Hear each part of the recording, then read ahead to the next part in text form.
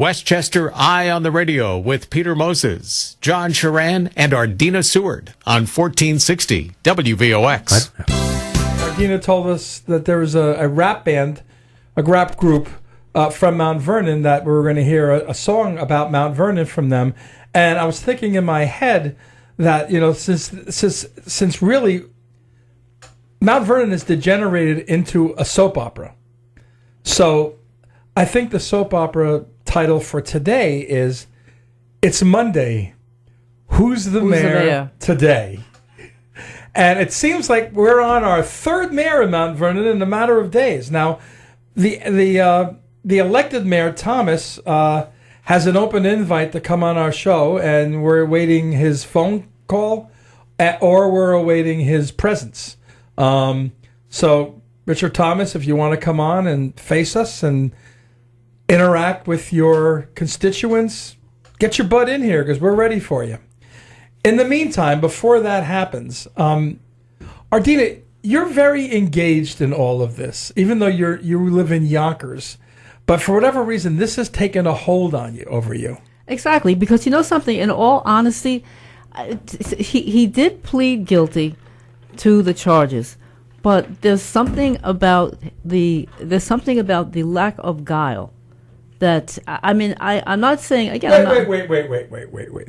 Lack of guile of elected mayors in the Northeast who break the law, and you think that makes them less guilty? I mean, I consider Richard Thomas and Mount Vernon to be, on this side of the Hudson, their version of Union County, New Jersey, and Newark, New Jersey. Right. I mean, Jersey City's had a bunch of mayors go to prison.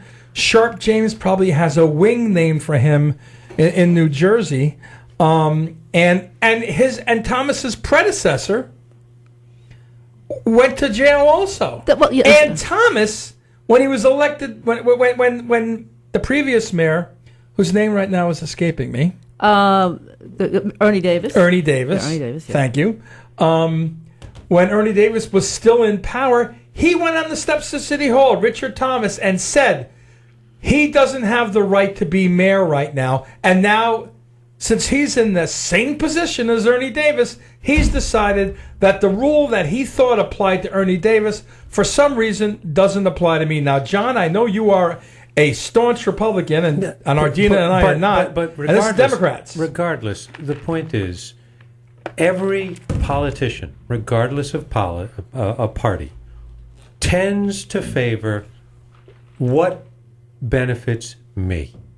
Right. So it doesn't matter what the policy is. It's like when somebody is in trouble and it benefits me that this person leaves, I will come out 100% against that person.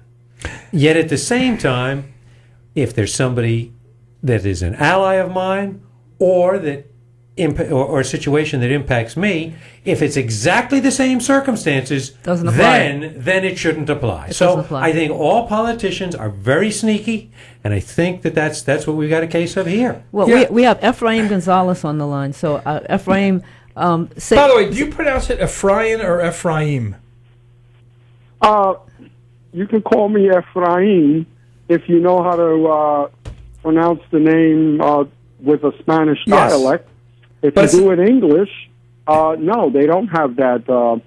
They don't roll. Okay, but when you introduce yourself, as Efrain, right? Right. Okay, I knew your dad for many years. I was the Bronx reporter at the New York Post, and I knew your dad fairly well. Okay. Your family went through very similar things. Yes.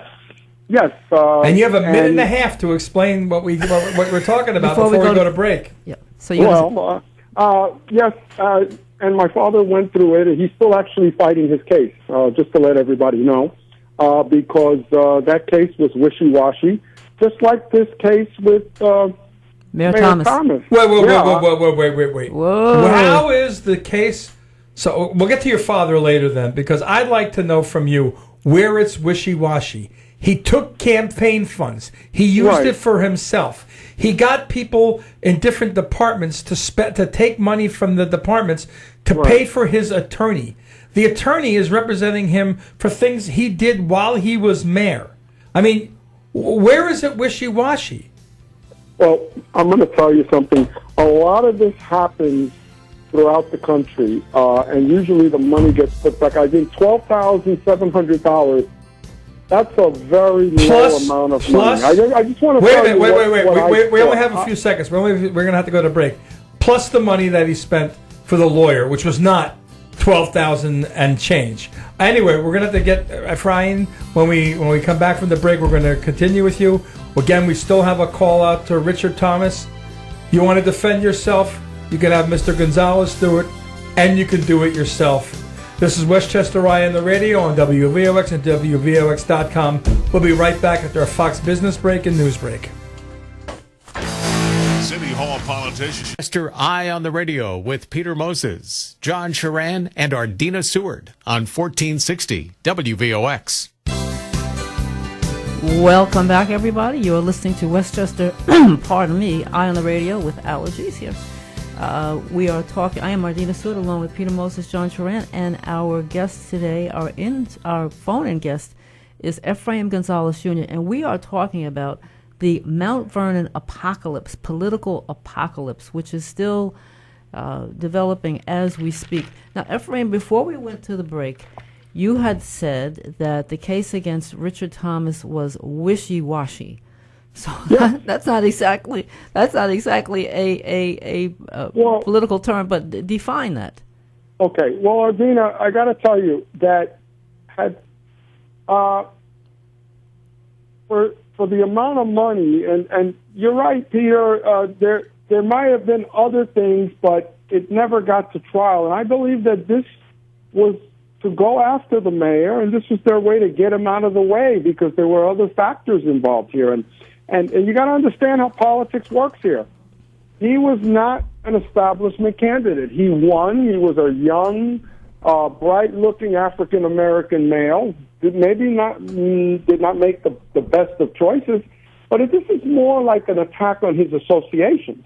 Now, I don't know, because one of his attorneys who was in Florida, the mayor of Florida, he was involved in a federal case about 5 years ago, and I think his name is Ricci, and he's, so sometimes your associations is really what becomes your downfall.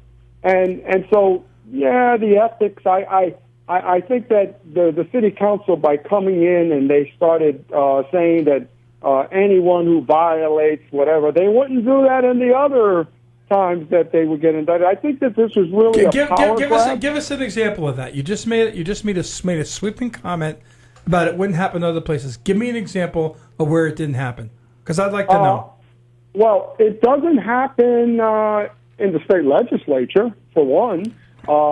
In New Jersey, where there's been several mayors that were corrupt, you didn't see a sweeping change from the state legislature. I think that sometimes what people have to understand is that, and some politicians, they want you out of the way so they can do their devious things. Now, I'm not saying that anybody who's coming in here and the person who beat him in the primary, who was running the YMCA, because you never want to say that.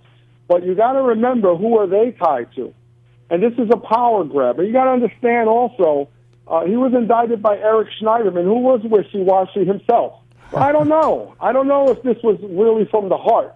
Because remember one thing, when they went after him, Schneiderman, he had a lot of issues, and then there was this thing about who was the mayor going to support in certain races. Right. Wait. You really go after little things with the money, but I got to tell you something. If I'm running as a top prosecutor, and I'm going to get you, and like you have mentioned, that there were other money going to his attorneys, whatever. We didn't really see that, because I think the objective here was just to get him out of the way.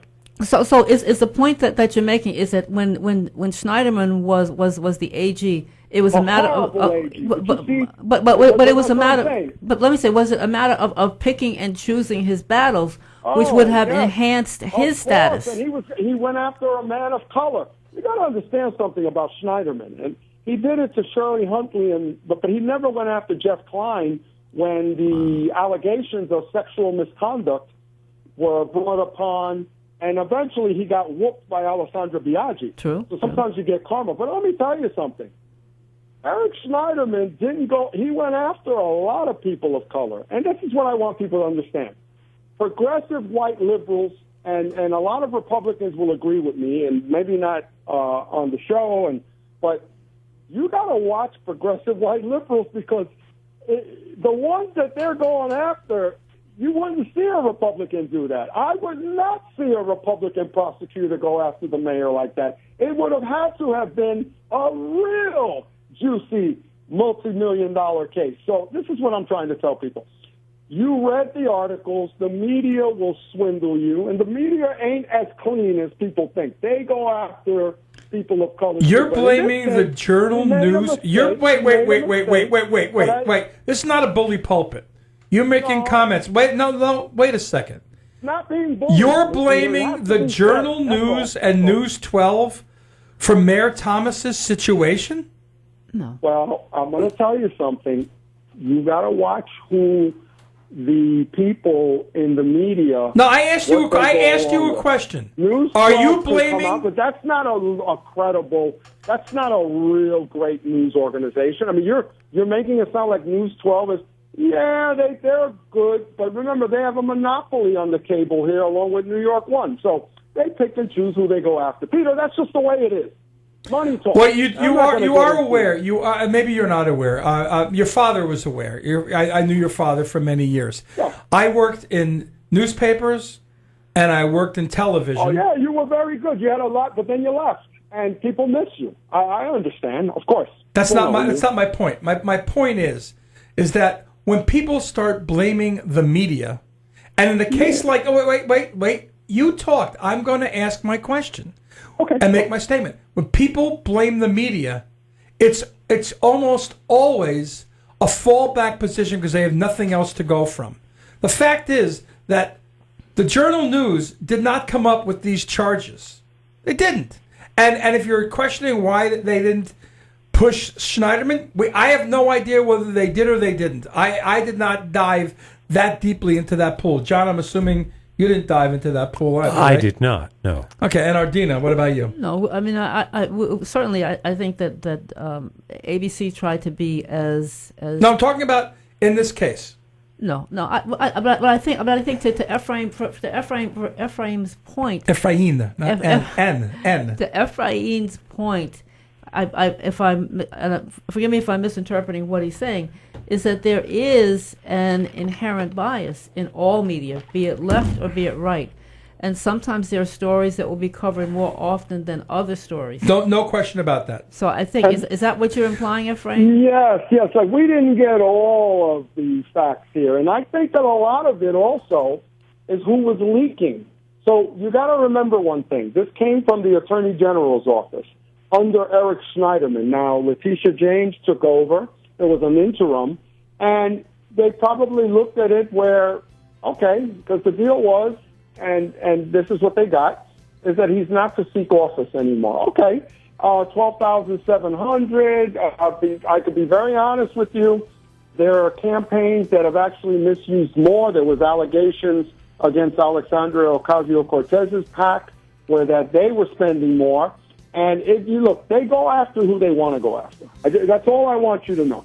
And yet that would have, if they'd gone after her, that would have proved your narrative. Ardina, take us out. Okay, we have. And we'll be back with him. We are down to 20 seconds, so I guess I better speak very quickly. But this has become a very lively discussion, and it's going to be even livelier when we come back on the other side of the break. Listening to Westchester Eye on the radio. Stay with us. Phone in 914-636-0110. See you in a few, folks. Let's return now to Westchester Eye on the Radio with Peter Moses, John Sharan, and Ardina Seward on 1460 WVOX. Welcome back to Westchester Eye on the Radio, our weekly discussion of issues relating to Westchester and the surrounding area.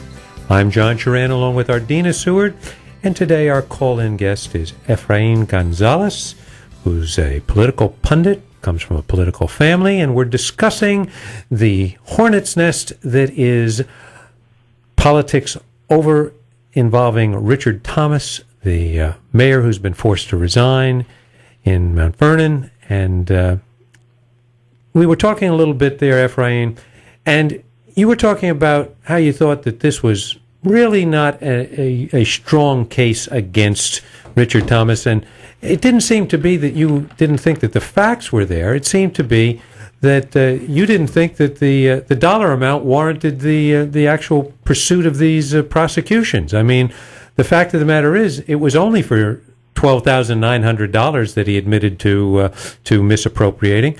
Is that really what you have a disagreement with in this case? Well, I would have to say that, look, I know that a grand jury, I did remember just recently that they were looking at money from the water board and the grand jury refused to indict. Now, this probably, and I don't want to say this to offend anybody out there, but I don't believe that the mayor, Thomas, was calling all the shots there. There's other things that go on in government. Look, it happens in New York City. Look at the mess in New York City with that mayor, de Blasio. So I think, no, this was weak. But it might have been about something else. And it might have been about power and control. And this is the way when you say it's weak, when you say it's weak, do you mean that the facts weren't enough? Well, the facts weren't enough, and or the amount wasn't enough. I mean, because you can have a strong case, and if it's about somebody stealing $100, you may say, why are we pursuing somebody for stealing $100? But at the same time, it could also be, when you say the facts aren't weak, it could be that there's not enough evidence to actually prove that he did any crime whatsoever. I'm just trying to formalize and to actually focus on what you mean by it's weak. I also have to look at who the mayor was doing business with. So the way a mayor runs his administration, and it's relevant to how Westchester County runs and other elected officials, we don't know all of those other sidebar stories. We don't understand sometimes because they're not going to talk about it. When it comes to why nobody would go after Attorney General, he did it to himself because people fear attacking an attorney general, especially a sociopath like that jerk when he started grabbing women. So just remember one thing. The passion that he had when he went against those women was how he went against against those with power. Wait. That is an enormous leap of logic. It's a stretch. One has nothing to do with the other. Yeah, but you're making it sound like it's a fact and it's your opinion. Now let's also remember, Efrain. I mean, I was at your dad's office. I interviewed your dad a whole bunch of times, and I was not doing news when he was sentenced to 7 years. I wasn't doing news anymore. Mm-hmm. But I knew him back in the day, and you and I know each other from back in the day. You still contend that your father did nothing wrong. So you have a thing about government going after politicians. Am I right? Is your experience with what happened to your dad coloring your opinion of what's going on in other cases? I think it's a legitimate question, and I'd like a real answer. Well, Peter, in the beginning, while he was being investigated, I wasn't explicitly involved. I'm talking about in the aftermath. Right, but Peter, it was after the case, and when he went to jail, when I started looking into it deeply, that I started to see that this was about something else. And sometimes that happens. What was it? Wait. What was it about? They said he took $500,000. But which got reduced to $200,000. No, Peter, then you've been out of the news too long. That money went down. I think it's even less than $30,000. You got to remember one thing, media. Then again, that media, they were the ones that came out with it. They've never fact-checked anything, and they're not going to change it, and they don't pay attention now because, so we got to remember one thing. Just because it's put out in the media doesn't mean that it's all true. Are you telling me that on May 25th, 2010, Benjamin Weiser, whom I've known for 35 years, wrote this story of the conviction in the New York Times, that he didn't do any research, that this is all garbage, nonsense crap, and the New York Times About the personally... that they found out that the Children's of Family Services sent a letter to the DOI saying that $200,000 of a member item that they claimed that my father misused was actually not a member item. It actually went back into the fund. But they wouldn't say that because the juicy story from the DOI was that he took $423,000. And it also... What I want you to understand, Peter, is that maybe the media will throw the spin because of their connections, and that's just the reality. What? You know, Wait. Yeah. Okay, but no. You're You're making a comment now. If you were talking about the Post, I worked for the Post. Wait, but we're talking. No, I'm talking about. Let me give you something. Let me tell you about the Post. There was a woman, Heidi. I forgot her last name. She interviewed me, and I told her there are some people. Heidi worked for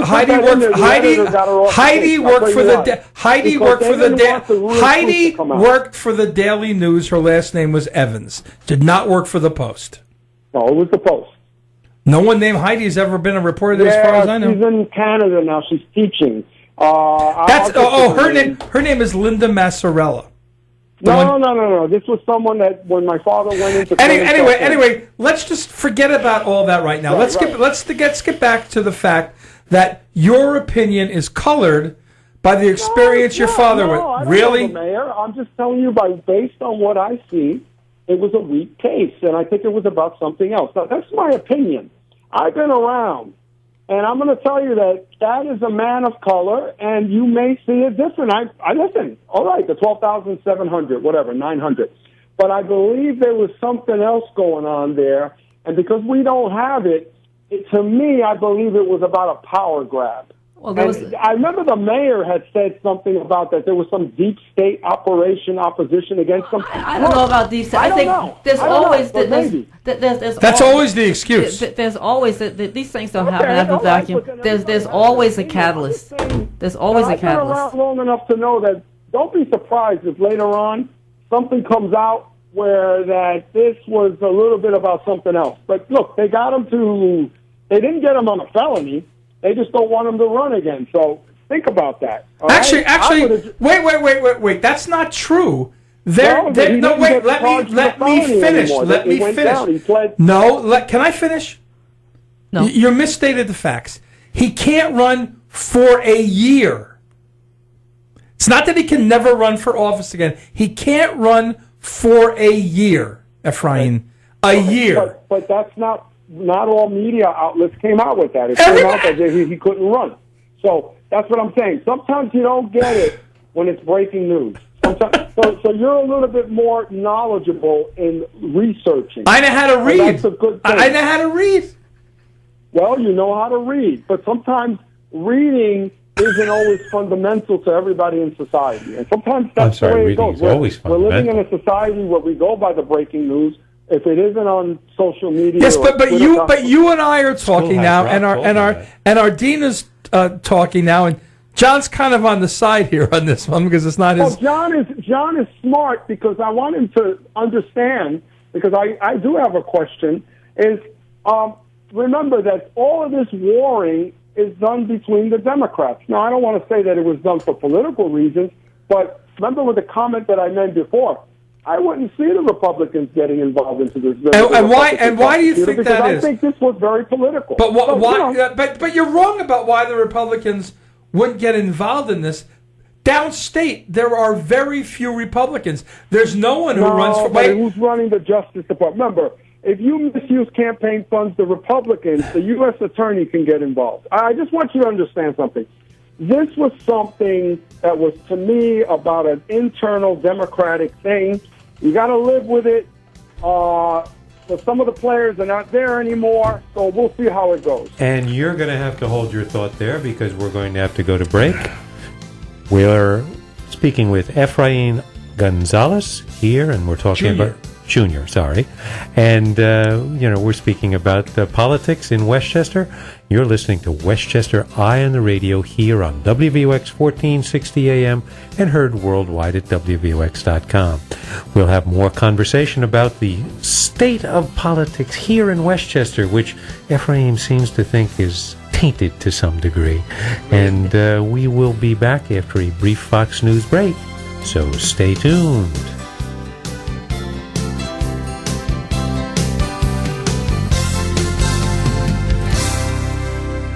Let's return now to Westchester Eye on the Radio with Peter Moses, John Sharan, and Ardina Seward on 1460 WVOX. Welcome back to Westchester Eye on the Radio for our final 15 minutes of witty banter that is going on here on the station.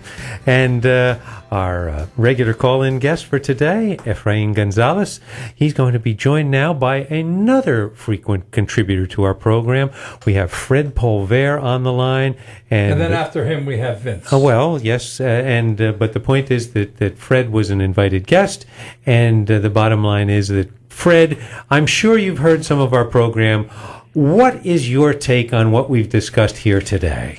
First of all, I'd like to take issue with Efrain's statement about a plea bargain.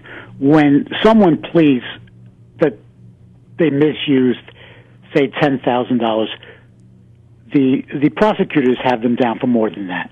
The plea is always less than what they're going after. So I think his statement there was totally bogus. It's obvious that Richard Thomas was involved with more shenanigans, and this was a very easy deal for him. I don't understand this whole thing with everyone in power. And I said this a few weeks ago when I was on the air. Everyone in power or has money gets away with a misdemeanor when this should be a felony. And this is another point I brought up a while ago, is that they make the laws for themselves, and it's a shame because the laws should be stringent. They should be much more tighter in saying what's wrong and what's right. And we're entering a very bad era where, if you remember the Supreme Court case, the governor of Virginia, Robert McDonnell, got off in his case because he was accepting Rolexes and payment for his daughter's wedding. But he didn't say, I'm going to do this for his friend. He just did it. So there was no explicit quid pro quo. And now there's another case coming up that should get to the Supreme Court with the Bridgegate, where the people who were found guilty may get off because they didn't do money. They wanted to hurt people. They wanted to hurt political opponents, but they didn't get money for it. The Supreme Court may rule, well, you can't convict them for that. So we need explicit rules. Yeah, before we continue, Fred, I want you to stay on the line. I know Efrain's still on the line, but I just want to hear what Vince has to ask, so that or wants to say, so we can move on from there. So, Sure. Vince, what is it that you want to talk about? Just Very briefly. Ernie Davis pled guilty to 2 federal misdemeanors, and if my research and looking through things is correct, he was not kicked out by the city council. As a matter of fact, I believe he finished his term. I know, but Richard Davis, Thomas, of course, was a strong opponent of Mayor Thomas and was very happy to have him removed from office. Ernie Davis described the Journal News coverage of his difficulties as, and this is a quote, disgusting. Okay, Vince, we only have Vince. You made your point. We're going to have to move on. Thank you. Unfortunately, I had a few other things, but I guess you've been very busy with your other guests. We are very, very busy. We're tight on time, but thanks for calling in. Fred, let's get back to you, and then we're going to end with Efrain.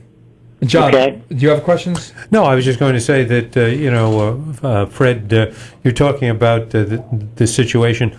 How, what can we do to better clarify this? Because we were talking off air about how media tends now to only present information that supports a narrative, no matter who's involved, but supports a narrative that they've preconceived as to what's going out there. And that excludes the other side. Exactly. That it is just one point of view. That very often you're bringing up an interesting point that, if you get a guilty plea for a lower amount, they certainly have a higher amount that they have facts about. How do we get the facts out there? there are a couple ways. You can FOIL or you can ask for the documents unless they're sealed. So that if there is an indictment, if there's a plea deal, unless it's sealed or the other information is the grand jury, we can't get them. Mm-hmm. Unless someone tells us who is involved. But the government can't release the grand jury information. So that is we can't get it. We can't. There's no legal way for us to ask for that information. Mm-hmm. But I think that when for go back to Mount Vernon, I mean, it's obvious we need some kind of special oversight. That's all oversight. Yeah, some kind of oversight there because it's a mess. And again, I blame the prosecutors because they left this mess. If you're going to say the guy should leave, he should leave immediately. Mm-hmm. You don't leave it so it's in limbo. That's a really good point. Right. You know, you have so many days to go. If he's going, he's gone. You know, it just should be. It should have been much more clear cut. So my question to that goes to Efrain then. Mm-hmm. Why do you think Efrain they were wishy-washy in when they asked him to leave? What does that say to you? Well, I believe that it probably has to do with they want certain things to be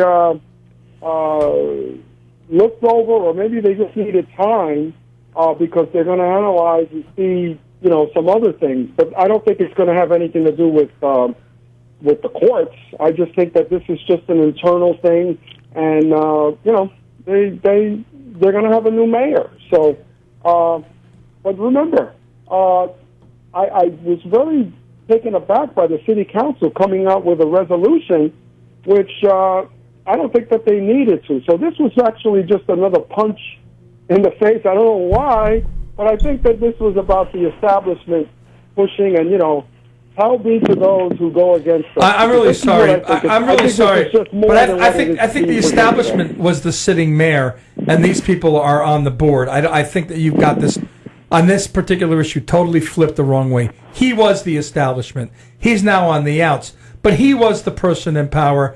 They're trying to take, they want to have balanced power in that community. From what I can tell, Peter, yeah. Peter, Westchester County's changing, and you've got a different power structure in Albany. So let's just, before we go back there, maybe we'll see how this all plays out, because there could be other things involved here. So okay. That's what I'm saying. All right. What you see may not be what you're getting. Fred, what is your take on what he just said? So I have a hard time understanding him, but there's another be that as it may, that the IDA is broke, that they've lost $1 million, and that's why I think we need some special oversight to look into the actual finances. Someone with subpoena power to look into it, because they're doing a disservice to everyone in the city. It's really being mismanaged. But that's been the way it is for years in there, right? I mean, because that makes it okay. Efrain, that makes it okay. No, it doesn't, Peter. Don't say that I'm saying it's okay. I'm just saying that you just did the way it is. It's the reality. So good. If they're going to change it for the better, then good. But I don't think that's going to happen. By the way, before, when you mentioned Jeff Klein, I thought Jeff Klein should have been prosecuted for a whole bunch of stuff. And why wasn't he? He wasn't. How come he wasn't? Now, who was the Attorney General? If you want me to answer, you have to stop talking. Right? You asked me a question. I think Jeff Klein had his feet in both parties, and I think that both parties, until the very end, tried to curry favor with him, even though Jeff is one of those permatanned politicians. No matter what time of year you ran into him. Now, he is not a Sephardic Jew. He is a Northern European Jew, so he couldn't blame his permatan on being Sabra. He wasn't. He was like me. And I, by the way, I never liked Jeff Klein, and every time I had to do a story with him, I had to bite my lip, because I thought he was I was very happy when Alessandra won. Now, her grandfather, I thought, was as sleazy a politician as you'd get in the Bronx, but then that happens. Point. That speaks to Efrain's point. Why did Richard Thomas get the slap and Klein didn't? Well, you know what? I like to hear what some people who live in Mount Vernon who voted for the mayor, and maybe people who've been around.